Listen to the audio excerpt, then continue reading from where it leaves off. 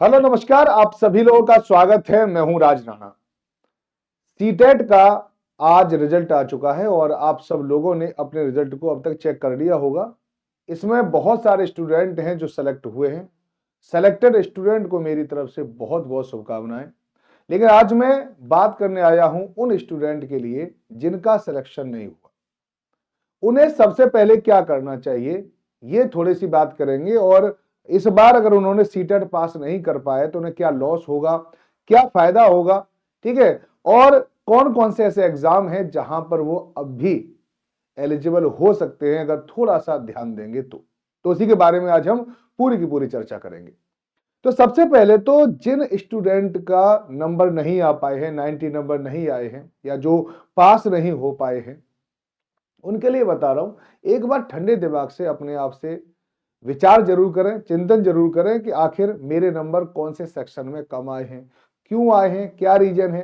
ये देखो, दो प्रकार के रीजन होते हैं कोई भी अगर एग्जाम को आप क्वालिफाई नहीं कर पाते। एक तो होता है कि आप में नॉलेज की कमी है। तो नॉलेज की कमी को कैसे दूर किया जाए, ये तो आप लोगों को निश्चित रूप से पता है कि किताबें पढ़नी है, ये पढ़ना है, वो पढ़ना है, ये पढ़ना है, सबको पता होता है। लेकिन दूसरी वजह भी एक और होती है, जब आपके पास नॉलेज होती है और नॉलेज होने के बावजूद भी आपका पेपर बार बार क्वालिफाई नहीं हो रहा है, तो इसके पीछे रीजन है कि आपके अंदर कुछ मनोवैज्ञानिक प्रॉब्लम हो सकती है, ठीक है, साइकोलॉजिकल। जैसे आप एग्जाम से पहले या आपका तबीयत खराब हो जाती है, कभी बुखार आ जाता है, कभी पेट खराब हो जाता है।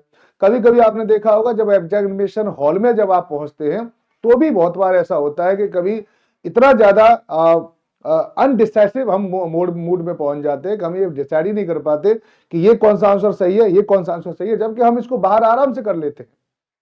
तो जब इस प्रकार की प्रॉब्लम हो तो फिर आपको इसके लिए लॉट ऑफ टेस्ट करनी पड़ेगी।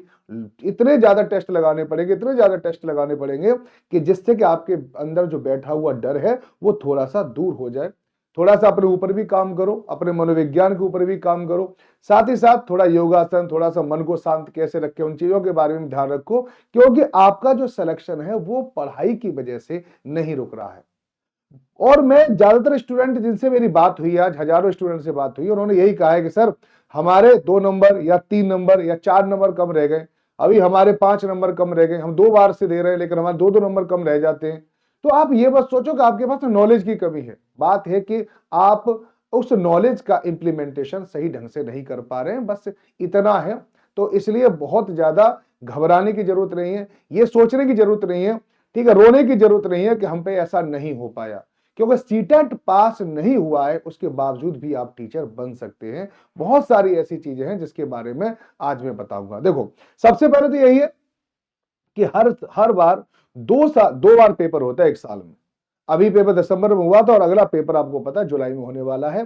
तो कोई ज्यादा समय नहीं है, अभी जनवरी चल रहा है, फरवरी, मार्च, अप्रैल, मई, जून, ठीक है, 6 महीने आपके पास समय है। 6 महीने आप दबा की तैयारी करो, अच्छी तरह से तैयारी करो। और मैं 100% बता रहा हूं कि अगर आप 4-5 महीने, क्योंकि बहुत सारे स्टूडेंट होते हैं जब बिल्कुल जाके जब एग्जाम के हम बिल्कुल पास पहुंच जाते हैं, 1 महीने से तैयारी करना शुरू करते हैं। वो सोचते हैं कि अरे हमने पुराना तो पढ़ाई था और अब क्या है, थोड़ा थोड़ा तो पढ़ना है, तो बस 1 महीने हम पढ़ाई करते हैं और 1 महीने पढ़ने के बाद एग्जाम देने चले जाते हैं। वहां पर कॉन्फिडेंस की कमी आ जाती है और कॉन्फिडेंस की कमी आने की वजह से फिर वो फेल हो जाते हैं। तो आप लोगों को पूरा के पूरा 6 महीने आप लोगों को अच्छी तरह से पढ़ना होगा। पहला तो ये है ना।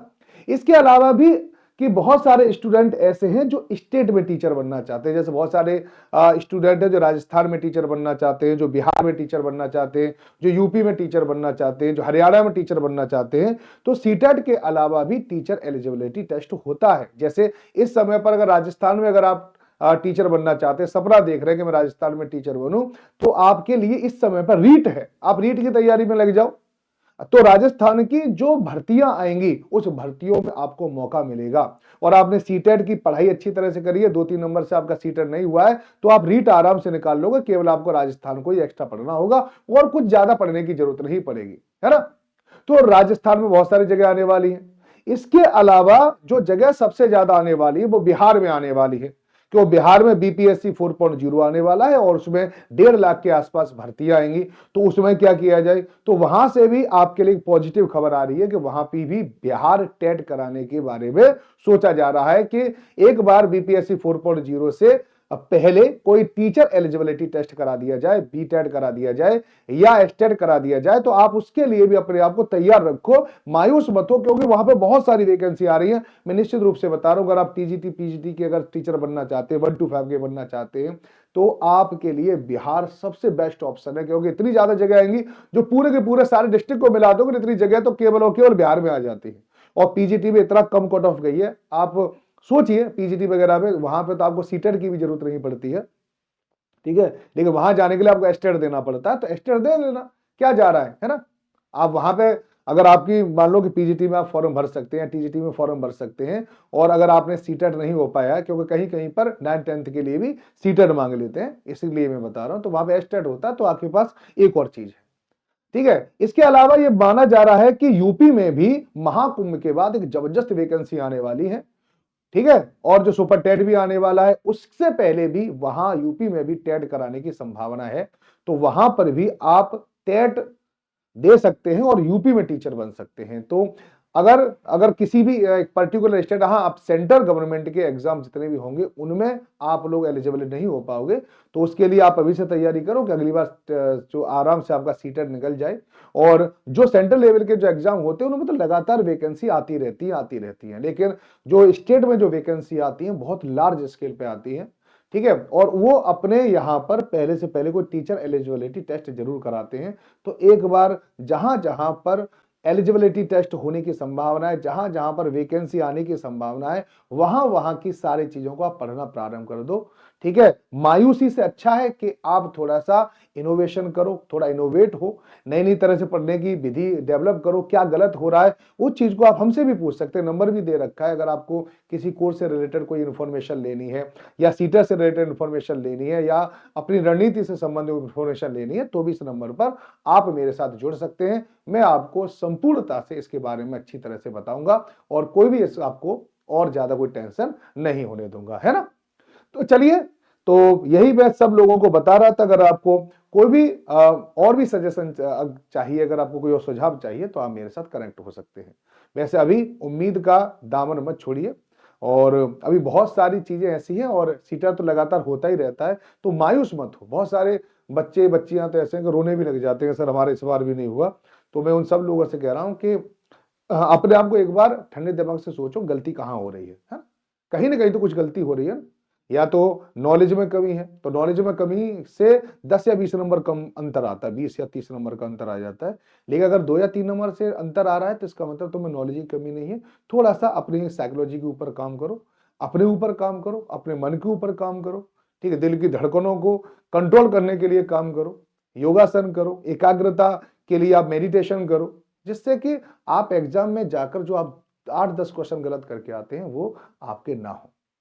तो यही मैं बता रहा हूं, अभी फिलहाल तो इस समय रीट चल रहा है, तो रीट का फॉर्म भरते हैं, क्योंकि इस समय पर वहां पे आप फॉर्म भर सकते हैं, और बिल्कुल सीटेट जैसा पेपर आता है, तो आप रीट को क्वालिफाई आराम से कर सकते हैं। तो कम से कम आपके पास कुछ और वैकेंसी का ऑप्शन जरूर खुल जाएगा राजस्थान के लिए, ठीक है।